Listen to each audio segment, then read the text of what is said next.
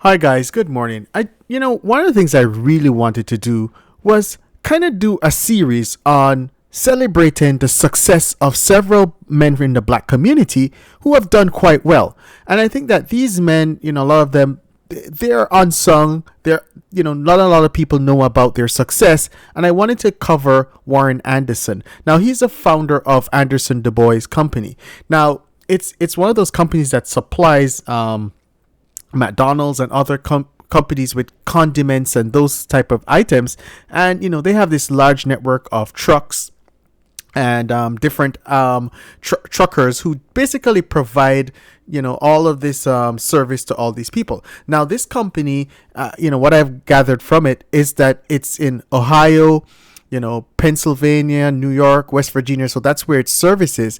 And they have like a two big facilities, one in Lordstown, Ohio, and the other one in Rochester, New York. Now, one of the important things that, I wanted to look at was, look at, Warren Anderson.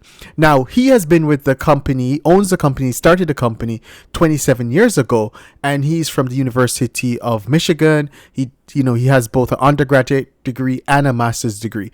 And when you look at his company, I've seen it slated that his revenues are $703 million, 543. Now, these things it's a private company. So, these numbers are fluid. But what's important about it is these guys are unsung heroes who are out there, who are making a difference, who are building. And there's a narrative out there that, black men don't build. But I'd like a lot of people to take a look at these things, because these are the men out there who are doing the hard work. They're not championing anything noticeable outside of their business. They're just the salt of the earth Americans who are basically getting their hands dirty, working hard. And you'll see that their company, they were named the US Supplier of the Year. That was back in 2021 by McDonald's. And definitely you're seeing basically like he is excelling, his company is excelling, his employees seem happy, they seem to be treated right. So these are the type of folks that we should celebrate. There is no reason for us not to emulate this type of success, because this type of success, these guys, they start out, as we said, 27 years ago, work hard, university graduate, also master's degree.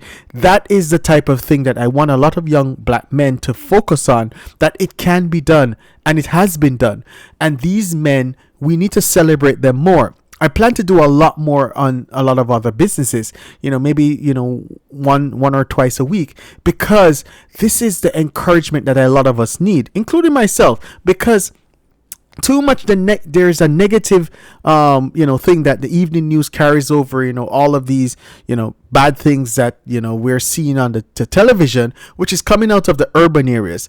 But what we don't celebrate a lot is the guys who actually create jobs, the guys who actually build enterprises, the guys who actually help things to function. Because when you think about it, without this supply chain, you're not getting your condiments, your ketchup, your mayonnaise, your mustard at your McDonald's. These guys make it happen, and their truckers drive, through the night. Their truckers drive over different state lines to get stuff done, and these are the guys that are behind it, getting it done. Breaking ground, building new facilities, and getting stuff done. This is what we hear a lot of times where we say, what we need as men to do is provide, protect, and problem solve. This is where it's done at its best.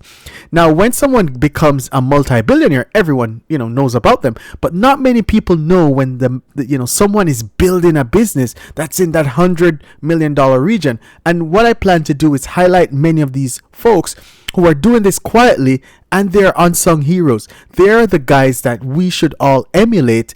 And Warren Anderson, not many people know about him, but I hope that more people will cover these. And some people may call it small or medium business.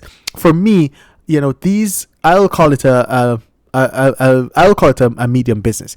These medium business owners, they need to be celebrated and emulated, because this is where the future lies for us as a people. That I want to see a lot more people looking like him to take this step, start your business small. And as you can see, he's no spring chicken. He has been in this business for over 27 years. So probably when, 27 years ago, no one was noticing when he was building this small little empire. And I want this to be an inspiration to us. So thank you guys. And I plan to cover a lot more, of these black business, medium, small business entrepreneurs who are unsung. Thanks, guys.